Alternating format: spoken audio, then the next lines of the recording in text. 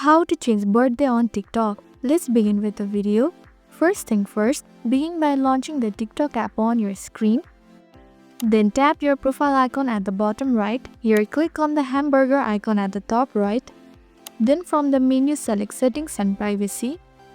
Next scroll down to support and about section and choose report or problem. After that select account and profile. Furthermore click on the editing profile.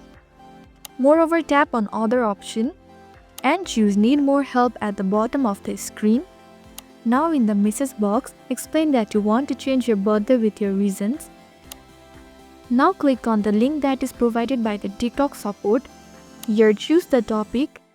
Then select a category. Now enter your username. Now for the additional information, enter your correct email. Then briefly explain about your problem. Finally hit submit. That's all.